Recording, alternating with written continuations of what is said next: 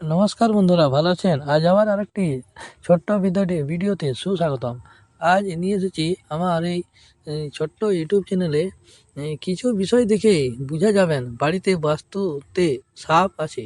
বিপদের আগে চিনে নিন বিশেষ লক্ষণগুলি। কীভাবে বুঝবেন আপনার বাড়িতে অবশ্যই সাপ রয়েছে, আজ এই ভিডিওটির মাধ্যমে জানতে পারবেন। চলুন দেরি না করে ভিডিওতে যাই। গরমকাল মানে শীত ঘুম ছেড়ে সাপেদের বেরিয়ে বেরিয়ে আসার সময়। অনেকে বাস্তু সাপ শুভ বলে মনে করেন, আবার অনেকে কাছে সাপ মানে সাক্ষাৎ ভয় উদ্রেককারী এক প্রাণী।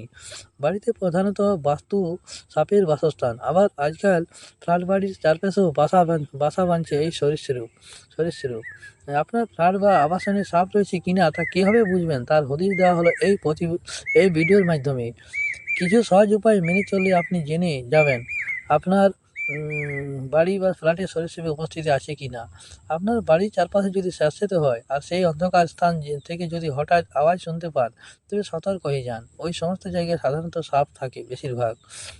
বাড়ির আশেপাশে যদি ইঁদুর বা ছুঁচোর উৎপাত হঠাৎ কমে যায় এবং পাখিরা হঠাৎ চিৎকার করে ওঠে, তাহলে সতর্ক থাকুন, সাপ থাকতে পারে আপনার আবাসস্থলে।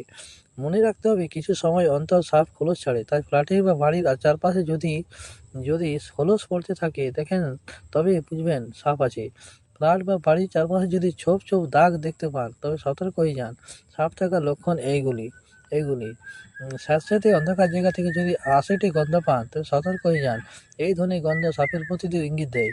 ফ্ল্যাটে বা বাড়ির চারপাশে বড় বড় গর্ত দেখতে পেলে বুঝে নেবেন সাপ আছে এবং তৎক্ষণাৎ প্রয়োজনীয় সতর্কতামূলক ব্যবস্থা নেবেন। এই কয়েকটি লক্ষণের দ্বারা বুঝতে পারবেন বাড়িতে সাপ বা বাস্তুতে সাপ রয়েছে কিনা। এই